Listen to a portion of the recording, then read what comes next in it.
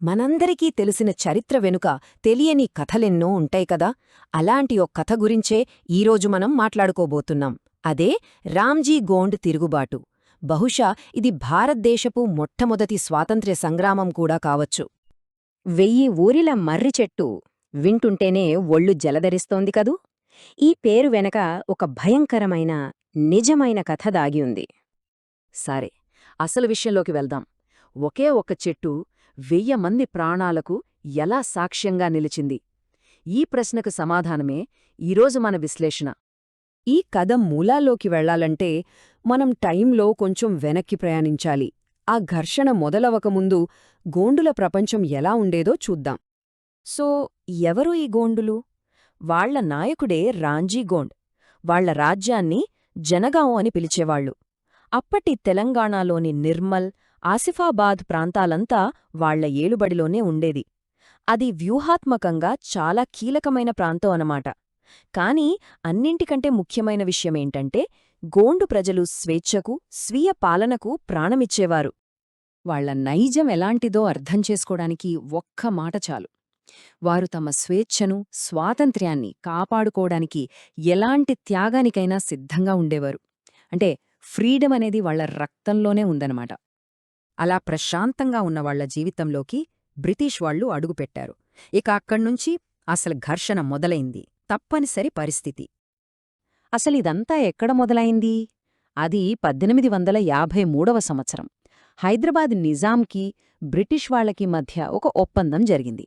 దాని ప్రకారం నిజాం తన రాజ్యంలో కొన్ని ప్రాంతాల మీద కంట్రోల్ని బ్రిటిష్ వాళ్లకిచ్చేశాడు. అందులో గోండు రాజ్యం కూడా ఉంది. చూశారుగా, ఇక్కడ 2 విభిన్న సిద్ధాంతాలు, 2 ప్రపంచాలు ఢీకొంటున్నాయి.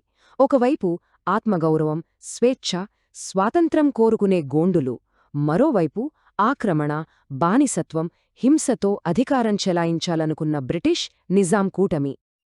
సహజంగానే ఈ అణిచివేతను గోండులు భరించలేకపోయారు. వాళ్లు తిరగబడ్డారు. ఆ తిరుగుబాటు అగ్ని ఎలా రగిలిందో ఇప్పుడు చూద్దాం. ఈ తిరుగుబాటుకు ముందుండి నడిపించింది రామ్జీ గోండ్. ఆయన ఒక్కడే కాదు, గోండులు, రోహిల్లాలు, మరాఠాలు ఇలా అందర్నీ ఏకం చేసి బ్రిటిష్ వాళ్లపై యుద్ధం ప్రకటించారు. ఇది ఒక ఉమ్మడి శత్రువుపై కలిసికట్టుగా చేసిన పోరాటం. మరి వాళ్ల దగ్గర ఏమున్నాయి? పెద్ద పెద్ద ఆయుధాలా? కాదు.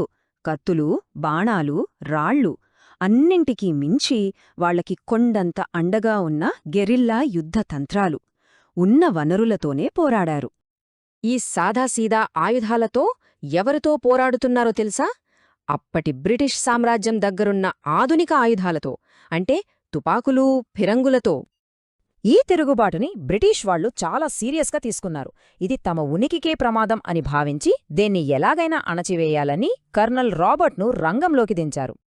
కాని ఈ వీరోచిత పోరాటం ఒక విషాదాంతంగా ముగిసింది. ఇక్కడే ఈ కథలోని అసలు వాదన మొదలవుతుంది. సరిగ్గా ఏప్రిల్ 9, 1857. ఆ రోజు ఏం జరిగిందంటే, బ్రిటిష్ నిజాం సైన్యాలు కలిసి నిర్మల్ దగ్గర రామ్జీగోండ్ స్థావరాన్ని కనిపెట్టేశాయి. తర్వాత ఆధునిక ఆయుధాలతో ఒక్కసారిగా దాడికి దిగాయి. ఇక వాళ్ల దాడి ముందు గోండుల సాంప్రదాయ ఆయుధాలు నిలబడలేకపోయాయి. చివరికి రామ్జీగోండ్తో పాటు ఆయన అనుచరులంతా పట్టుబడ్డారు. 1000 కేవలం ఒక నంబర్ కాదు ఇది. అలా పట్టుబడిన రామ్జీగోండుని, ఆయనతో పాటు ఉన్న 1000 మందిని ఒకే ఒక్క మర్రిచెట్టుకు ఉరితీశారు. మనం ఈ కథ మొదట్లో చెప్పుకున్న 1000 ఉరిల మర్రిచెట్టు వెనుకున్న కథ ఇదే. ఇప్పుడు మన మూలగ్రంథం ప్రస్తావించిన అసలైన వాదన చూద్దాం. ఈ టైంలైన్ని ఒకసారి గమనించండి. ఏప్రిల్ 1857లో రామ్జీగోండ్ 1000 మంది అనుచరులను ఉరితీశారు. ఆ తర్వాత అంటే మే 10, 1857న సిపాయిల తిరుగుబాటు మొదలైంది. చరిత్ర పుస్తకాల్లో మనం దీన్నే మొదటి స్వాతంత్ర సంగ్రామంగా చదువుకుంటాం. అంటే అధికారికంగా మనం చెప్పుకునే మొదటి సంగ్రామానికి ముందే ఇంత పెద్ద సంఘటన జరిగిపోయిందనమాట. ఈ ఘటన తీవ్రత అర్థం కావాలంటే ఈ పోలిక చూడండి. మనందరికీ తెలిసిన జలియన్వాలాబాగ్ దురంతంలో సుమారు 600 మంది చనిపోయారని అంచనా. కాని ఇక్కడ ఒకేసారి 1000 మందిని ఉరితీశారు. ఈ పోలికను మన మూలగ్రంథం మన ముందుంచుతుంది. మరి ఇంత పెద్ద సంఘటన చరిత్రలో ఎందుకు మరుగున పడిపోయింది? దీనికి మూలగ్రంథం ఒక కారణాన్ని చెప్తోంది.